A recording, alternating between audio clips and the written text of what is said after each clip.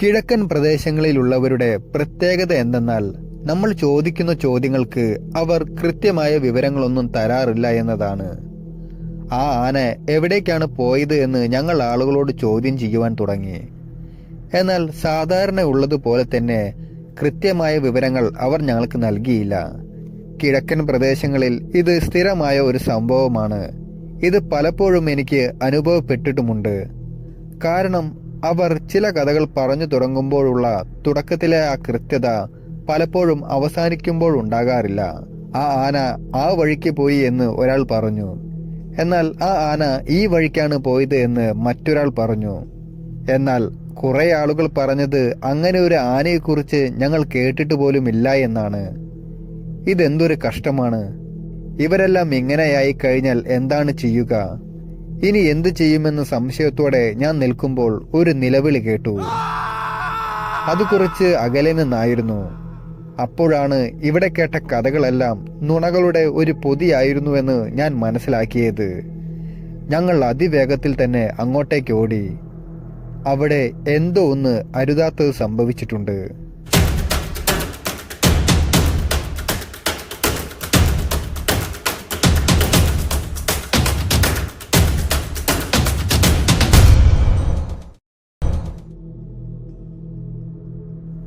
മ്യാൻമറിൽ British colonial ഭരണം നടക്കുന്ന കാലഘട്ടത്തിൽ ജോർജ് ഓർവെൽ എന്ന യൂറോപ്യൻ യുവാവിന് ബ്രിട്ടീഷുകാരുടെ കീഴിൽ ജോലി ചെയ്യേണ്ടതായി വന്നിരുന്നു.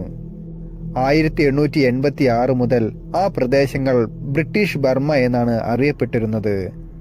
ഈ സമയത്ത് അവിടെ ഉണ്ടായ ഒരു സംഭവമാണ് ജോർജ് ഓർവെൽ ഇവിടെ രേഖപ്പെടുത്തിയിരിക്കുന്നത്. എന്നാൽ ആ കഥയിലേക്ക് നമുക്ക് കടക്കാം. Welcome back to in to the story. Lower ബർമയിലെ മൗൾ മൈനിലെ ധാരാളം ആളുകൾ എന്നെ വെറുത്തിരുന്ന ഒരു കാലമുണ്ടായിരുന്നു. അന്ന് ഞാൻ ആ പട്ടണത്തിലെ സബ് ഡിവിഷണൽ പോലീസ് ഓഫീസർ ആയിരുന്നു. ഈ കാലഘട്ടത്തിൽ പ്രത്യേകിച്ച് കാരണങ്ങളൊന്നുമില്ലാതെ തന്നെ നിസ്സാരമായ കാര്യത്തിന് പോലും യൂറോപ്യൻ വിരുദ്ധ വികാരം വളരെയേറെ ഉണ്ടായിരുന്നു. എങ്കിലും ഒരു കലാപമുണ്ടാക്കാൻ ആരും തന്നെ തയ്യാറായിരുന്നില്ല. എന്നാൽ ഒരു യൂറോപ്യൻ സ്ത്രീ ഒറ്റയ്ക്ക് അവിടുത്തെ മാർക്കറ്റുകളിലൂടെ നടന്നുപോയാൽ ഒരുപക്ഷെ അവളുടെ വസ്ത്രത്തിന് മേലേക്ക് വെറ്റില നീര് അവർ തുപ്പിയേക്കാം. എന്നാൽ എൻ്റെ കാര്യത്തിൽ ഞാനൊരു പോലീസ് ഓഫീസർ ആണ് എന്ന പരിഗണനയിൽ മാത്രമേ ഞാൻ രക്ഷപ്പെട്ടു പോന്നിരുന്നുള്ളൂ. യൂണിഫോം അഴിച്ചുവെക്കുന്ന സമയത്തെല്ലാം അവർ എന്നെ വെറുക്കുന്ന രീതിയിൽ നോക്കുമായിരുന്നു. എങ്കിലും ഞാൻ അവിടെ സമയം ചിലവഴിക്കാനായി ഫുട്ബോൾ കളിക്കാൻ പോകുമായിരുന്നു. എന്നിട്ടും അവിടെയും എനിക്ക് അവഗണന മാത്രമേ ലഭിച്ചിരുന്നുള്ളൂ. മിടുക്കനായ ഒരു ബർമാൻ എന്നെ ഫുട്ബോൾ ഗ്രൗണ്ടിൽ ചവിട്ടി വീഴ്ത്തി. അവിടെ റഫറി ആയിട്ടുണ്ടായിരുന്നത് മറ്റൊരു ബർമാൻ ആയിരുന്നു. അയാൾ ആ സമയത്ത് വേറൊരു വഴിക്ക് നോക്കി അയാളൊന്നും കണ്ടില്ല എന്ന മട്ടിൽ മുന്നോട്ട് നടന്നു. റഫറിയുടെ ഈ ഒരു മനോഭാവം കാണികളിൽ എല്ലാവർക്കും ചിരി പടർത്തി. അവർ വിചിത്രമായ ചിരിയോടെ അലറി. എണീറ്റ് പോടാ എന്ന രീതിയിൽ അവർ അലമുറയിട്ട് എന്നെ കളിയാക്കി. ഇത് ഒരു തവണ മാത്രമായിരുന്നില്ല, 2ഉം 3ഉം തവണയും ഇതിങ്ങനെ തന്നെ സംഭവിച്ചു. എല്ലായിടത്തും കണ്ടുമുട്ടുന്ന യുവാക്കളുടെ മഞ്ഞ മുഖങ്ങളിൽ പരിഹാസമായിരുന്നു ഉണ്ടായിരുന്നത്. പലപ്പോഴും ഞാൻ അവരിൽ നിന്ന് ദൂരേക്ക് അകലെ നടന്നു പോകുമ്പോൾ അവർ ഉച്ചത്തിൽ എന്നെ പരിഹസിക്കുമായിരുന്നു. എനിക്ക് പിന്നാലെ അലറുന്ന അപമാനങ്ങൾ എൻ്റെ ഞരമ്പുകളെ വല്ലാതെ ബാധിച്ചു. യുവാക്കളായിരുന്ന ബുദ്ധ പുരോഹിതന്മാരായിരുന്നു അവരിൽ ഏറ്റവും മോശം. ആ നഗരത്തിൽ ആയിരക്കണക്കിന് ആളുകൾ ഉണ്ടായിരുന്നു. അവരെല്ലാം യൂറോപ്യന്മാരെ പരിഹസിക്കുകയായിരുന്നു. അതല്ലാതെ അവർക്ക് മറ്റൊരു ജോലിയും ഇല്ലായിരുന്നു എന്ന് നമുക്ക് തോന്നിപ്പോകും. ഇതെല്ലാം ആശയക്കുഴപ്പവും അസ്വസ്ഥതയുമായിരുന്നു എനിക്ക് സമ്മാനിച്ചിരുന്നത്. കാരണം സാമ്രാജ്യത്വം ഒരു തിന്മയാണെന്ന് ആ സമയത്ത് ഞാൻ മനസ്സിൽ ഉറപ്പിച്ചിരുന്നു. എത്രയും വേഗം എൻ്റെ ജോലി ഉപേക്ഷിച്ച് ഇവിടെ നിന്ന് എങ്ങനെയെങ്കിലും രക്ഷപ്പെടണമെന്ന് ഞാൻ പലപ്പോഴായി ചിന്തിച്ചിരുന്നു. സത്യത്തിൽ ഞാൻ രഹസ്യമായും സത്യസന്ധമായും തീർച്ചയായും ബർമ്മക്കാർക്ക് വേണ്ടിയായിരുന്നു നിലകൊണ്ടിരുന്നത്. അവരെ അടിച്ചമർത്തുന്ന ബ്രിട്ടീഷുകാർക്കെതിരെ എനിക്ക് ദേഷ്യമായിരുന്നു. ഞാൻ ചെയ്തിരുന്ന ജോലിയെ സംബന്ധിച്ച് പറയാൻ എനിക്ക് കഴിയുകയില്ല. അത്രയേറെ കയ്പുള്ളതാണ് അത്. ലോക്കപ്പുകളിലെ ദുർഗന്ധം വമിക്കുന്ന കൂടുകളിൽ പതുങ്ങി നിൽക്കുന്ന നികൃഷ്ട തടവുകാർ, ദീർഘകാല കുറ്റവാളികൾ നരകിച്ചു നരച്ച മുഖങ്ങളായി നിൽക്കുന്നു. മുളങ്കാടുകളിൽ തളച്ചിട്ട മനുഷ്യരുടെ മുറിവേറ്റ നിതംബങ്ങൾ. ഇതെല്ലാം അസഹനീയമായ കുറ്റബോധത്താൽ എന്നെ ഞെരുക്കി കളഞ്ഞിരുന്നു. ഞാനാണെങ്കിൽ ചെറുപ്പവും വിദ്യാഭ്യാസം കുറഞ്ഞവനുമായിരുന്നു. മനുഷ്യരെ മൃഗങ്ങളായി കാണുന്ന ബ്രിട്ടീഷ് ആധിപത്യത്തിൽ സേവനം അനുഷ്ഠിക്കുക എന്നത് എന്റെ നിസ്സഹായത കൂടിയായിരുന്നു. നിരപരാധികളെ തല്ലിച്ചതയ്ക്കുമ്പോഴും എനിക്കറിയാം ഞാൻ ചെയ്യുന്നത് മോശം പ്രവൃത്തിയായിരുന്നുവെന്ന്. പക്ഷേ ഞാൻ അതിൽ കുടുങ്ങിപ്പോയി. ആ സമയങ്ങളിൽ എൻ്റെ ഉള്ളിൽ പലതരത്തിലുള്ള വികാരങ്ങൾ ഉണ്ടാകാറുണ്ട്. എൻ്റെ മനസ്സിന്റെ ഒരു ഭാഗത്ത് ബ്രിട്ടീഷ് സ്വേച്ഛാധിപത്യം ഒരിക്കലും തകർക്കാൻ കഴിയില്ല എന്ന് കരുതിയിരുന്നു. മറ്റൊരു ഭാഗത്ത് ജനങ്ങളുടെ ഇച്ഛയ്ക്ക് കീഴെ കിടക്കുന്നതിന്റെ അമർഷവും എനിക്കുണ്ടായിരുന്നു. നിരന്തരം എന്നെ പരിഹസിക്കുന്ന ഏതെങ്കിലും ബുദ്ധ പുരോഹിതന്റെ ശരീരത്തിലേക്ക് ഒരു ബയണറ്റ് ഓടിക്കുന്നതാണ് ലോകത്തിലെ ഏറ്റവും വലിയ സന്തോഷമെന്നും മറ്റൊരു തരത്തിൽ ഞാൻ കരുതിയിരുന്നു. ഒരിക്കൽ ഒരു ആംഗ്ലോ ഇന്ത്യക്കാരനോട് എനിക്കെതിരെ നടക്കുന്ന ഈ പരിഹാസങ്ങളെക്കുറിച്ച് ഞാൻ സംസാരിച്ചു. അവനെ ഡ്യൂട്ടിക്കിടയിൽ നിന്നും പിടിക്കാമടാ എന്ന് ഉദ്യോഗസ്ഥർ എന്നോട് പറഞ്ഞു. അവരുടെ ഭാഗത്തു നിന്നും എനിക്ക് കിട്ടിയ ആശ്വാസകരമായ വാക്കുകളിൽ ഒന്നായിരുന്നു ഇത്. അങ്ങനെയിരിക്കെ ഒരു ദിവസം ഒരു സംഭവമുണ്ടായി. അതിരാവിലെ നഗരത്തിന്റെ മറ്റേ അറ്റത്തുള്ള പോലീസ് സ്റ്റേഷനിൽ നിന്നും ഒരു വിളി എനിക്ക് വന്നു. ഞാനത് അറ്റൻഡ് ചെയ്തു. സബ് ഇൻസ്പെക്ടർ ആയിരുന്നു വിളിച്ചത്. ഒരു ആന ഭ്രാന്ത് പിടിച്ച് ചന്തയിൽ ഇറങ്ങിയിരിക്കുന്നു. അത് ചന്ത മുഴുവൻ തകർക്കുകയാണ്. ദയവ് ചെയ്ത് താങ്കൾ വന്ന് അതിനെന്തെങ്കിലും തരത്തിൽ പരിഹാരം കാണണം. ഇതായിരുന്നു എനിക്ക് കിട്ടിയ ഉത്തരവ്. ഒരു ആന മതമിളകി ചന്തയിൽ ഇറങ്ങിയിരിക്കുന്നു. ഞാൻ എന്ത് ചെയ്യാനാണ്? എങ്കിലും എന്തൊക്കെയാണ് അവിടെ സംഭവിച്ചത് എന്നും സംഭവിക്കാൻ പോകുന്നത് എന്താണെന്നും അറിയാൻ ഞാൻ ആഗ്രഹിച്ചു. ഉടൻ തന്നെ ഒരു തോക്കെടുത്ത് ഞാൻ പുറത്തേക്കിറങ്ങി. അവിടെ വെള്ളം കുടിച്ച് നിന്നിരുന്ന കുതിരയുടെ മുകളിലേക്ക് കയറി തിടക്കത്തോടെ ചന്തയിലേക്ക് അത് കുതിച്ചു. വഴിയിൽ വെച്ച് പല ബർമ്മക്കാരും തടഞ്ഞു നിർത്തി ആനയുടെ പ്രവൃത്തികൾ എന്തൊക്കെയാണെന്ന് എന്നെ അറിയിച്ചു. അതോടെ ഒരു കാര്യം വ്യക്തമായി. അത് ഒരു കാട്ടാനയല്ല. ഇത് മെരുക്കിയെടുത്ത ഒരു ആനയായിരുന്നു. അതിനെ പല ആവശ്യങ്ങൾക്കും വേണമെന്നുള്ളതുകൊണ്ട് ചങ്ങലയിൽ ബന്ധിപ്പിച്ചിരുന്നു. എന്നാൽ തലേ ദിവസം രാത്രി ചങ്ങല പൊട്ടി അതിപ്പോൾ സ്വതന്ത്രനായിരിക്കുന്നു. ഈ ഒരു അവസരത്തിൽ അതിനെ നിലയ്ക്ക് നിർത്തണമെങ്കിൽ അതിന്റെ പാപ്പാന് മാത്രമേ സാധിക്കുകയുള്ളൂ. ഞാൻ അന്വേഷിച്ചപ്പോൾ പാപ്പാൻ അവിടെയില്ല. അയാളെ കിട്ടണമെങ്കിൽ 12 മണിക്കൂർ യാത്രയുണ്ട്. അയാളെ വിവരമറിയിക്കാൻ ഞാൻ 2 പേരോട് അഭ്യർത്ഥിച്ചു. എന്നാൽ തണുപ്പൻ മട്ടിൽ അവർ എന്നോട് പ്രതികരിച്ചു. ഞാൻ വീണ്ടും മുന്നോട്ട് സഞ്ചരിച്ചു. അടുത്ത ആളെയും കൂടി കണ്ടുമുട്ടിയപ്പോൾ അയാൾ കുറച്ചും കൂടി വിവരങ്ങൾ എനിക്ക് നൽകി. ഈ ആന പട്ടണത്തിലേക്ക് വന്നത് വളരെ പെട്ടെന്നായിരുന്നു. ബർമീസ് ജനതയ്ക്ക് ആയുധങ്ങൾ കൈവശമുണ്ടായിരുന്നില്ല. അവർ നിരായുധരും നിസ്സഹായരുമായിരുന്നു. ആന അവരുടെ പച്ചക്കറി തോട്ടങ്ങളും മുളങ്കാടുകളും നശിപ്പിച്ചു. ഒരു പശുവിനെ കുത്തിപ്പൊക്കി എറിയുകയും ചവിട്ടി കൊലപ്പെടുത്തുകയും ചെയ്തു. പിന്നീട് കടകളിലേക്ക് കയറി പഴം, പച്ചക്കറികൾ നശിപ്പിച്ചു കുറെയൊക്കെ ആഹാരമാക്കി. മാലിന്യങ്ങൾ കൊണ്ടുപോകാൻ വരാറുള്ള വാൻ കുത്തിമറിച്ചിട്ടു. പൊട്ടിയ ഗ്ലാസിന്റെ വിടവിലൂടെ ഡ്രൈവർ ചാടി രക്ഷപ്പെട്ടു. കലിപൂണ്ട ആന 4 തവണ അത് മറിച്ചിട്ട് നശിപ്പിച്ചു കളഞ്ഞു. ബർമീസ് സബ് ഇൻസ്പെക്ടറും ഇന്ത്യൻ ഓഫീസർമാരും എന്നെ കാത്ത് ഒരു ക്വാർട്ടേഴ്സിൽ നിൽക്കുന്നുണ്ടായിരുന്നു. അവരെല്ലാം മണിക്കൂറുകൾക്ക് മുമ്പായിരുന്നു ആ ആനയെ കണ്ടിട്ടുണ്ടായിരുന്നത്. വളരെ ദാരിദ്ര്യം നിറഞ്ഞ ശോഷിച്ച ക്വാർട്ടേഴ്സിൽ ആ പാവം പിടിച്ച പോലീസ് ഓഫീസർമാർ എന്നെ നോക്കി നിന്നു. അവർക്ക് പല പദവികൾ കൊടുത്തിട്ടുണ്ടായിരുന്നുവെങ്കിലും അതൊന്നും ചെയ്യാൻ കഴിയാത്ത വിധം പഞ്ചപാവങ്ങളായിരുന്നു അവർ. എങ്കിലും എനിക്ക് എന്തൊക്കെയോ ചെയ്യാൻ കഴിയുമെന്ന തോന്നലിൽ അവർ എനിക്ക് അകമ്പടിയായി നിന്നു. വളഞ്ഞു പുളഞ്ഞു പോകുന്ന ചെങ്കുത്തായ കുന്നിൻ ചെരുവിലുടനീളം ഈന്തപ്പനയോലകൾ വിരിച്ച കുടിലുകളാണുള്ളത്. അതിരാവിലെ പെയ്ത മഴയുടെ തുള്ളികൾ ഇപ്പോഴും ഓലകളിൽ നിന്ന് ഇറ്റി വീഴുന്നുണ്ട്. ഇവിടെയുള്ളവരുടെ പ്രത്യേകത എന്തെന്നാൽ നമ്മൾ ചോദിക്കുന്ന ചോദ്യങ്ങൾക്ക് ഇവർ കൃത്യമായ വിവരങ്ങളൊന്നും നൽകാറില്ല എന്നതാണ്. ആ ആന എവിടേക്കാണ് പോയത് എന്ന് ഞങ്ങൾ ആളുകളോട് ചോദ്യം ചെയ്യുവാൻ തുടങ്ങി. എന്നാൽ പതിവ് പോലെ തന്നെ കൃത്യമായ വിവരങ്ങൾ അവർ ഞങ്ങൾക്ക് നൽകാൻ തയ്യാറായില്ല. കിഴക്കൻ പ്രദേശങ്ങളിൽ ഇത് സ്ഥിരമായ ഒരു സംഭവമാണ്. ഇത് പലപ്പോഴും എനിക്ക് അനുഭവപ്പെട്ടിട്ടുണ്ട്. കാരണം അവർ ചില കഥകൾ പറയുമ്പോൾ തുടക്കത്തിലെ നല്ല കൃത്യതയുണ്ടായിരിക്കും. എന്നാൽ അവസാനമാകുമ്പോൾ അതിന് വ്യക്തതയില്ലാതെ വരാറുണ്ട്. ആന ആ വഴിക്ക് പോയി എന്ന് ഒരാൾ പറഞ്ഞു. മറ്റൊരാൾ പറഞ്ഞത് ആ ആന ഈ വഴിക്കാണ് പോയത് എന്ന്. എന്നാൽ കുറെ ആളുകൾ പറഞ്ഞു ഇങ്ങനെ ഒരു ആനയെക്കുറിച്ച് ഞങ്ങൾ കേട്ടിട്ട് പോലും ഇല്ലല്ലോ എന്ന്. ഇതെല്ലാം കേട്ട് എനിക്ക് ഭ്രാന്ത് പിടിച്ചു. എന്തൊരു കഷ്ടമാണിത്, ഇവരെന്താണ് ഇങ്ങനെ? എന്ത് ചെയ്യണമെന്നറിയാതെ സംശയത്തോടെ ഞങ്ങൾ നിൽക്കുകയായിരുന്നു. അപ്പോഴാണ് ഒരു നിലവിളി കേട്ടത്. അത് കുറച്ച് അകലെ നിന്നായിരുന്നു. ആ നിലവിളി കേട്ടപ്പോഴാണ് ഇവിടെ കേട്ട കഥകളെല്ലാം നുണകളുടെ ഒരു പൊതിയായിരുന്നുവെന്ന് ഞാൻ മനസ്സിലാക്കിയത്. ഞങ്ങൾ നിലവിളി കേട്ട ഇടത്തേക്ക് നടന്നകന്നപ്പോൾ അങ്ങോട്ട് പോയി നോക്കൂ കുട്ടിയെന്ന് അപകീർത്തികരമായ രീതിയിൽ അവർ ഒച്ച വെച്ച് പറഞ്ഞു. ആ ഒരു നിമിഷത്തിൽ ഞാൻ അവരെ വെറുത്തുപോയി. ഞാൻ വേഗത്തിൽ നടന്നുകൊണ്ടിരിക്കെ കയ്യിൽ ഒരു വടിയുമായി ഒരു വൃദ്ധ വീടിന് പുറത്തേക്ക് ഓടി വന്നു. ഈ സമയത്ത് നഗ്നരായ ഒരു കൂട്ടം കുട്ടികൾ അവിടേക്ക് ഓടി വന്നു. അവരുടെ പിറകെ തന്നെ അവരെ ആക്രോശിച്ചുകൊണ്ട് നാക്കു കടിച്ചു പിടിച്ച് ചില സ്ത്രീകളും അവിടേക്കെത്തി. ആ സ്ത്രീകൾ കുട്ടികളെ അവരുടെ കുടിലിലേക്ക് പറഞ്ഞയക്കാൻ ശ്രമിച്ചുവെങ്കിലും അവർ ആരും തന്നെ അതിന് തയ്യാറായില്ല. അവരെല്ലാവരും എന്റെ പിറകെ ശബ്ദമുണ്ടാക്കി വന്നു. എന്നാൽ കുറച്ചു മുന്നോട്ട് പോയപ്പോൾ ആ കുട്ടികൾ കാണാൻ പാടില്ലാത്ത ഒരു കാഴ്ച അവിടെ ഉണ്ടായിരുന്നു. ഒരു കുടിലിന് സമീപം ഒരു മനുഷ്യന്റെ മൃതദേഹം ചെളിയിൽ പരന്നു കിടക്കുന്നത് ഞാൻ കണ്ടു. ഒരു ഇന്ത്യക്കാരനായിരുന്നു അത്, ഒരു ദ്രാവിഡ കൂലിപ്പണിക്കാരൻ. അവന്റെ ശരീരം ഏതാണ്ട് നഗ്നമായിരുന്നു. അയാൾ മരിച്ചിട്ട് മിനിറ്റുകളൊന്നും ആയിട്ടും ഉണ്ടായിരുന്നില്ല.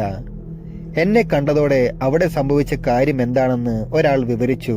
ആ ആന പെട്ടെന്നായിരുന്നു ഇവിടേക്കെത്തിയത്. അപ്പോഴേക്കും അവൻ കുടിലിനകത്തേക്ക് കയറി. എന്നാൽ ആന കുടിലിന്റെ മുകൾ ഭാഗം തകർക്കുവാൻ ശ്രമിക്കുന്നത് കണ്ട് അവൻ കുടിലിന് പുറത്തേക്ക് ഇറങ്ങി ഓടി. എന്നാൽ കുടിലിന്റെ മുന്നിൽ 1 അടി നീളവും 2 അടി താഴ്ചയുമുള്ള ഒരു കിടങ്ങുണ്ടായിരുന്നു. ഓടുന്നതിനിടയിൽ അവൻ അതിലേക്ക് വന്നു വീണു. തൊട്ടുപിറകെ തന്നെ ആനയും ഓടി വന്നു. ആന അവന്റെ പിറകിലേക്ക് കൊമ്പുകൾ ചേർത്ത് അവനെ ചെളിയിൽ ഇരുവശത്തേക്കുമായി ഇളക്കി. രക്ഷപ്പെടാനുള്ള പരാക്രമണത്തിനിടയിൽ അവൻ തിരിഞ്ഞ് എഴുന്നേൽക്കാൻ ശ്രമിക്കുമ്പോഴേക്കും ആന അവനെ കാൽ കൊണ്ട് ചവിട്ടി ചെളിയിൽ താഴ്ത്തി. അവന്റെ നെഞ്ചും വയറും ചതഞ്ഞമർന്നു. തുടർന്ന് അവന്റെ കണ്ണുകൾ പുറത്തേക്ക് വന്നു. പല്ലുകൾ പലതും തെറിച്ചുപോയി. അസഹനീയമായ വേദനയുടെ പ്രകടനത്തോടെ അയാൾ അവിടെ ശേഷിച്ച പല്ലുമായി ചിരിച്ചു കിടക്കുന്നു. ഒരു നിമിഷത്തേക്ക് ഞാൻ തരിച്ചു നിന്നുപോയി എന്ന് പറയാം. മരിച്ചവർ ശാന്തമായി കിടക്കാറുണ്ട് എന്നാണ് ഞാൻ കേട്ടിട്ടുള്ളത്. എന്നാൽ ഞാൻ കണ്ടിട്ടുള്ള പല ശവങ്ങളും പൈശാചികമായിട്ടാണ് കാണപ്പെട്ടിട്ടുള്ളത്. ആ മഹാമൃഗത്തിന്റെ പാദത്തിന്റെ ഘർഷണം കാരണം ഒരാൾ മുയലിന്റെ തൊലി ഉരിക്കുന്നതിന് തുല്യമായി തന്നെ വൃത്തിയായി അവന്റെ പിറകിൽ നിന്ന് തൊലി ഉരിഞ്ഞു പോയിട്ടുണ്ടായിരുന്നു. ഈ മൃതശരീരം കണ്ട ഉടനെ തന്നെ ഒരു തോക്ക് കടം വാങ്ങാനായി അടുത്തുള്ള സുഹൃത്തിന്റെ വീട്ടിലേക്ക് ഞാനൊരു ഓർഡർ അയച്ചു. ആ ആനയുടെ മണം ലഭിച്ചിട്ടോ അതോ ഞെട്ടിപ്പോകുന്ന ഈ കാഴ്ച കണ്ടിട്ട് ആകണം കുതിര മുകളിൽ ഇരുന്നിരുന്ന എന്നെ പുറത്തുനിന്നും താഴേക്കിടാനുള്ള ശ്രമം നടത്തി തുടങ്ങി. ഉടനെ തന്നെ ഞാൻ കുതിരയുടെ മുകളിൽ നിന്ന് ചാടി ഇറങ്ങുകയും ആ കുതിരയെ തിരിച്ചയക്കുകയും ചെയ്തു. അങ്ങനെ മിനിറ്റുകൾ കഴിഞ്ഞു പോകുമ്പോഴേക്കും ഞങ്ങൾ പല രീതിയിലുള്ള ചർച്ചകൾ നടത്തി. അപ്പോഴാണ് ഞാൻ പറഞ്ഞ ഓർഡർ പ്രകാരം ഒരു റൈഫിളും 5 വെടിയുണ്ടകളുമായി ഒരാൾ അവിടേക്ക് എത്തിയത്. അപ്പോഴേക്കും കുറച്ച് ബർമാന്മാർ അവിടേക്ക് വന്നെത്തി. ആ ആന 100 മീറ്റർ മാത്രം അകലെ നെൽപ്പാടത്തുണ്ട് എന്ന് അവർ ഞങ്ങളോട് പറഞ്ഞു.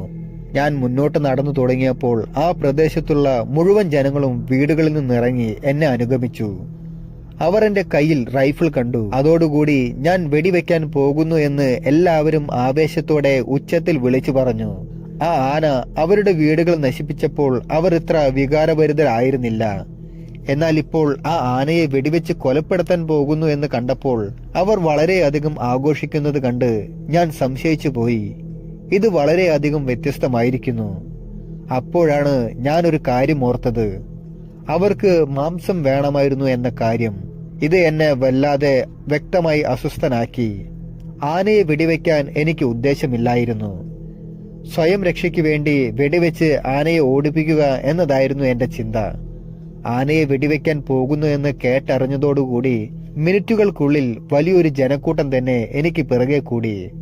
ഇത് എന്നെ കൂടുതൽ അസ്വസ്ഥനാക്കിയെന്ന് പറയേണ്ടതില്ലല്ലോ. കയ്യിൽ തോക്കും തോളിൽ റൈഫിളും വലിയ സൈന്യവുമായി ഞാൻ കുടിലുകളും ആ ചെരിവും വിട്ട് ഇറങ്ങി. നേരെ വന്നിറങ്ങിയത് മെറ്റലിട്ട റോട്ടിലേക്കായിരുന്നു.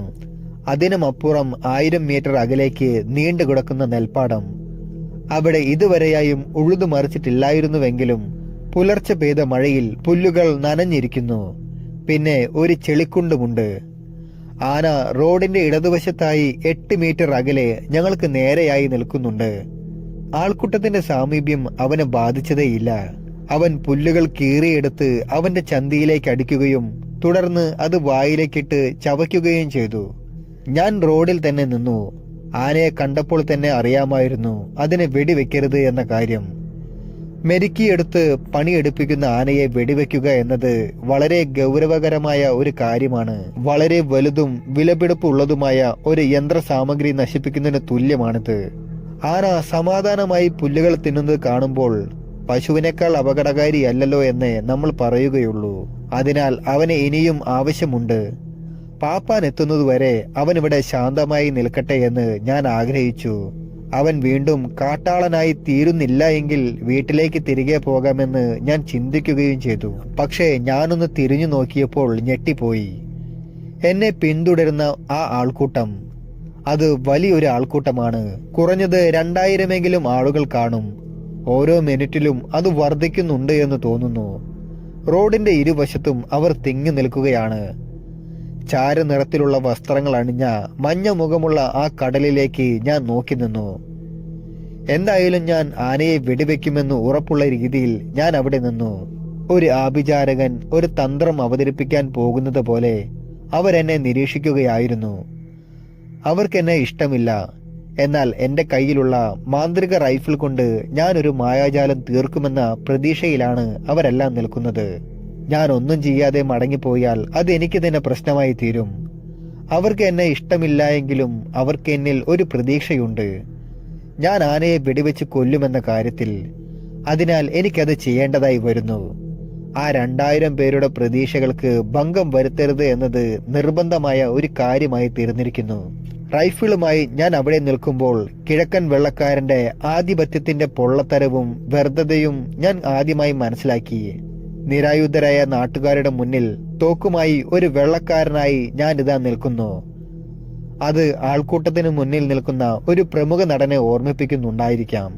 എന്നാൽ യഥാർത്ഥത്തിൽ ഞാൻ ആ മഞ്ഞ മുഖങ്ങളുടെ ഇഷ്ടത്താൽ അങ്ങോട്ടും ഇങ്ങോട്ടും ആടുന്ന അസംബന്ധമായ ഒരു കളിപ്പാവ മാത്രമായിരുന്നു.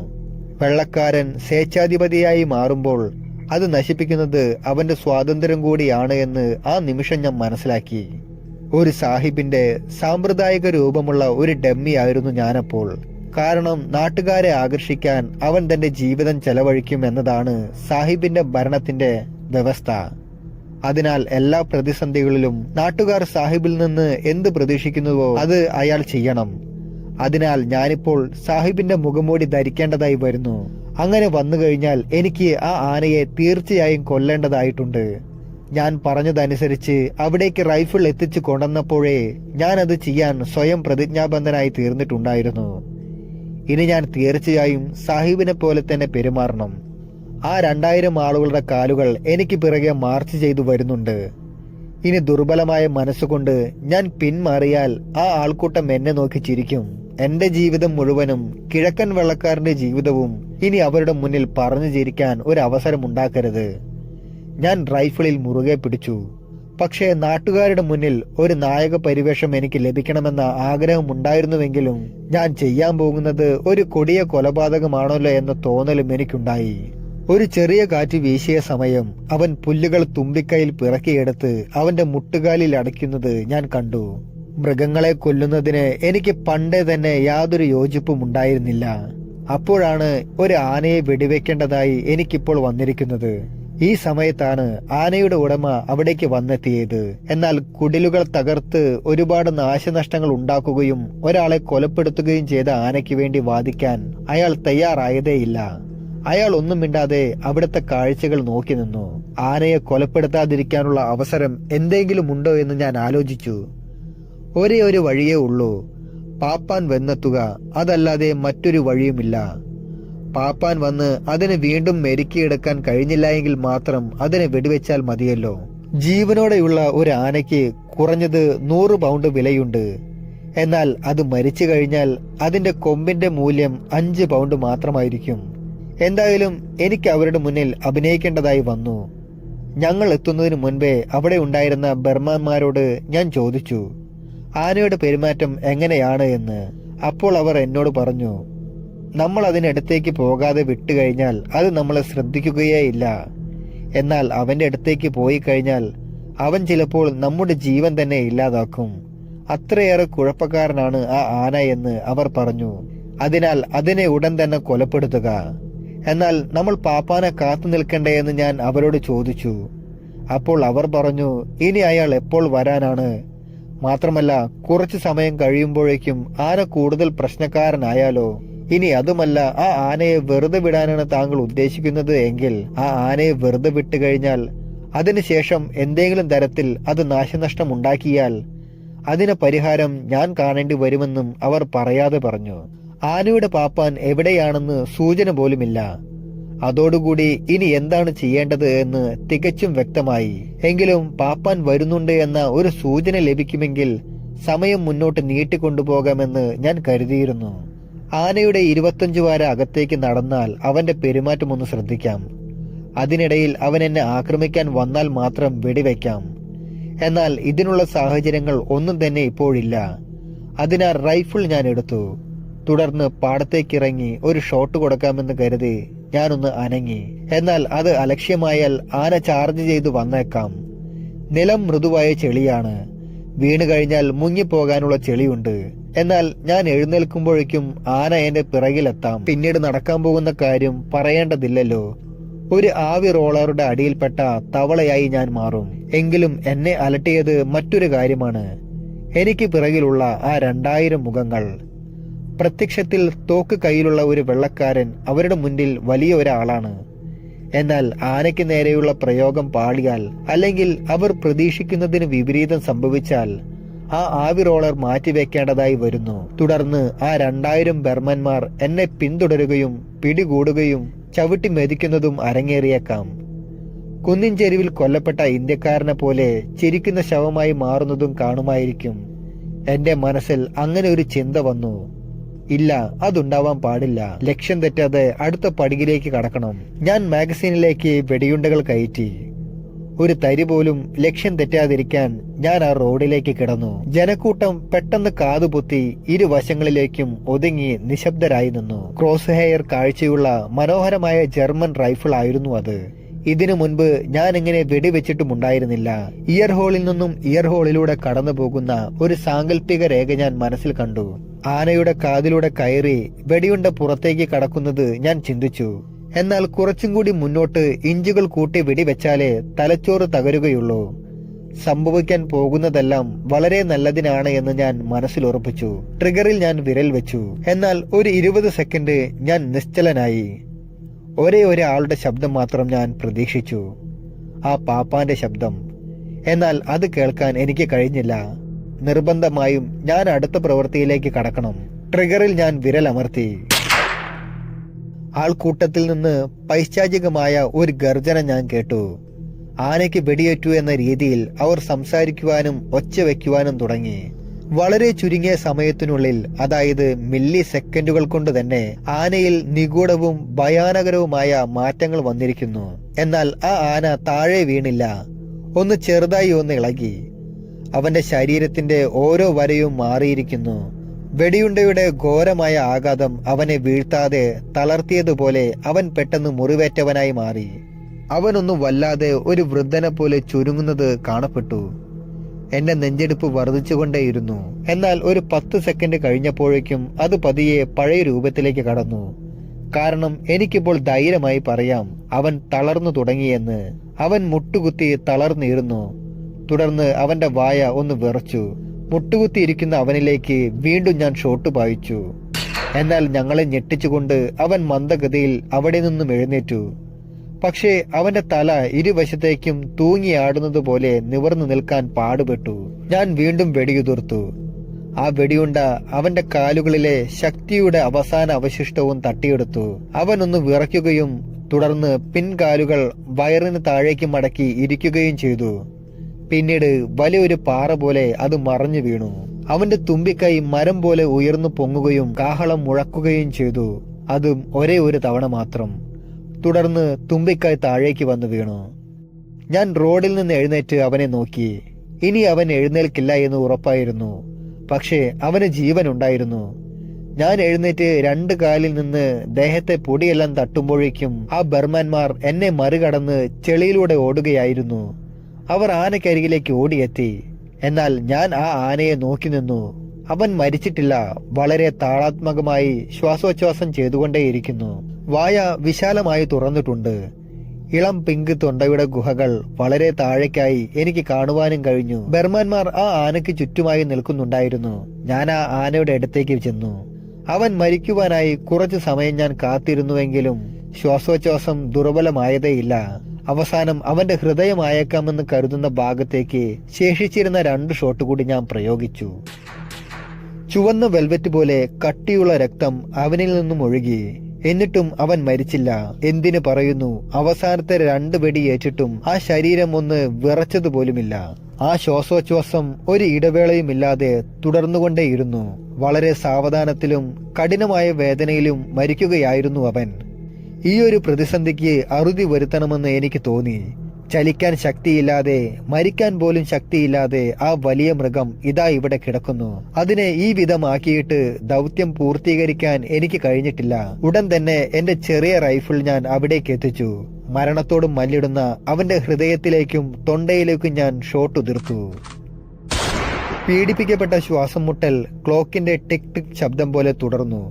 അവസാനം അവൻ മരിക്കാൻ തയ്യാറല്ല, ജീവിച്ചു മതിയായിട്ടില്ല എന്ന് ചിന്തിച്ചു കിടക്കുന്നത് പോലെ കണ്ടപ്പോൾ എനിക്ക് സഹിക്കാൻ കഴിഞ്ഞില്ല.